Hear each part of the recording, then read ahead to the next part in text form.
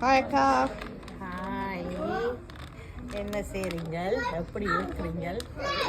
இப்போ இன்றைக்கு எங்களோட day out, siblings day out. We enjoying தானே. ரொம்ப நாள் ஆச்சு தானே. அடிக்கடி நாங்கள் முதல் போவோம், ஆனால் இப்போ ஒரு கொஞ்சம் மாதமாக எல்லாரும் பிஸி ஆகிட்டோம் தானே. எல்லோரும் பிஸி ஆகிட்டோம். ஆனால் இட்ஸ் இம்பார்ட்டன்ட் நாங்கள் அதுக்குன்னு டைம் ஒதுக்குறது அண்ட் ஒன்றா டைம் ஸ்பெண்ட் பண்ணுறது வெரி இம்பார்ட்டண்ட். ஏன் நாங்கள் கொஞ்சம் இப்போ ரொம்ப நாளாச்சுன்னு சொல்கிறது ஒரு மேபி ஒரு ஃபியூ மந்த்ஸ் ஆயிடுச்சு. ஆனால் நாங்கள் ஒன்றா தான் வாழ்கிறோம், அதனால் நாங்கள் ஒன்றா ஸ்பெண்ட் பண்ணுறோம் நாங்கள்.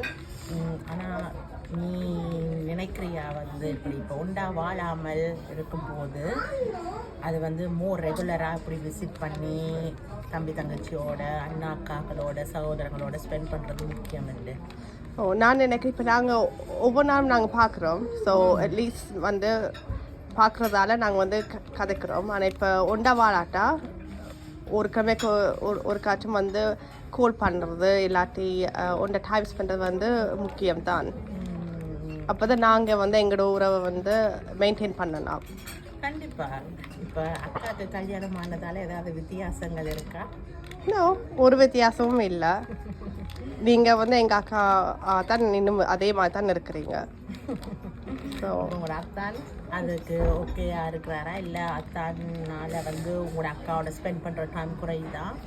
இல்லை, இப்போ அத்தான் அது ஒரு புது உறவு எங்களுக்கு. அண்ட் அத்தான் எங்களோட உறவை அவர் அதுக்கு மரியாதை கொடுக்குறாரு. அவர் ரெஸ்பெக்ட் பண்ணுறாரு. எங்களுக்குன்னு ஒரு தனி உறவு இருக்குண்டு. ஸோ அது இம்பார்ட்டன்ட் தான். கல்யாணம் ஆனால் நம்முடைய பார்ட்னர்ஸ் நம்முடைய பிறந்த வீட்டுடைய உறவுகளை என்கரேஜ் பண்ணுவாங்க தானே.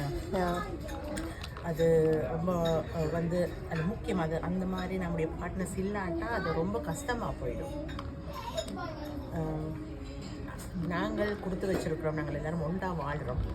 நீங்கள் எல்லோரும் உங்களோட வாழ்க்கையை பார்த்துட்டு போகிற வரைக்கும் எங்களோட தான் இருப்பீங்க. இல்லை நான் ஒரு அக்கா, என்னுடைய கணவர் ஒரு அத்தான். ஸோ உங்களுக்கு அப்பா அம்மா மாதிரி.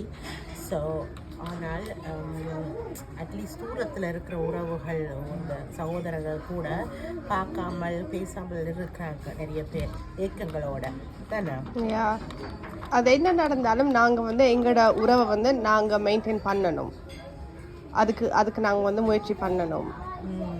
ஏண்டா ரொம்ப ஈஸியாக இருக்கும் உறவை விட்டு போகிறதுக்கு.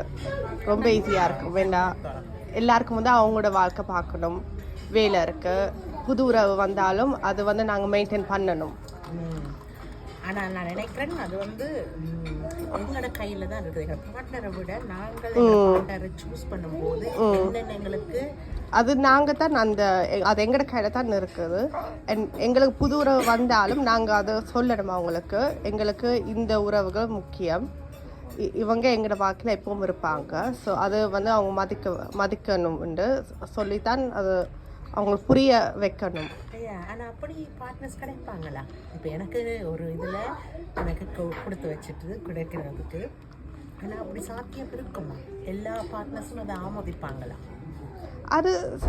அது ஒவ்வொரு ஆட்கள் பொறுத்து இருக்கு. ஆனால் நாங்கள் அதுக்கு முயற்சி எடுக்கணும். இப்போ நாங்கள் இருக்கிறோம், எங்களை மாதிரி வேறு யாராவது இருப்பாங்க.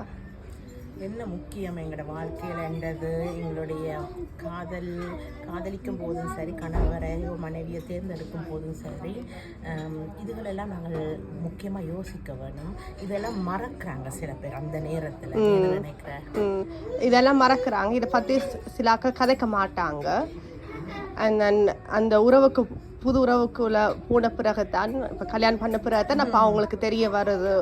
ஓகே, இப்போ இந்த பார்ட்னருக்கு இந்த குடும்பத்தை பிடிக்க இல்லை, இல்லாட்டி இந்த சிப்ளிங்ஸை பிடிக்க இல்லை, அப்போ தான் பிரச்சனை வருது. ஆனால் இதுக்கு முதலே எங்களை முடிஞ்ச அளவு அது தவிர்க்க முடியும். அதை பற்றி கதைச்சு கல்யாணம் ஆகும்போது அருணத்தில் பழகும் போது இதுகள் எல்லாம் முக்கியம். அந்த காதல் வயப்பட்டு இருக்கும் போதோ, இல்லை ஒருத்தரை பார்த்து கல்யாணம் பண்ண போகிறோம் என்று நினைக்கும் போதோ எங்களை சார்ந்த அந்த தனிப்பட்ட 2 விதத்து பேருடைய மட்டுமே யோசிக்கக்கூடாது. குடும்பத்தை சார்ந்தோ இல்லாட்டி எங்களுக்கு என்ன முக்கியமோ அது எல்லாத்தையும் கூட கொஞ்சம் கதைக்க வேண்டும், பேச வேண்டும்.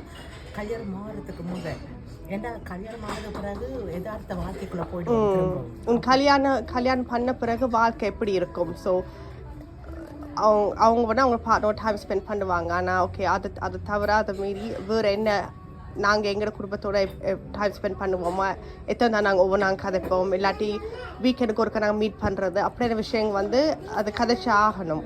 இப்படித்தான் எங்களோட வாழ்க்கை.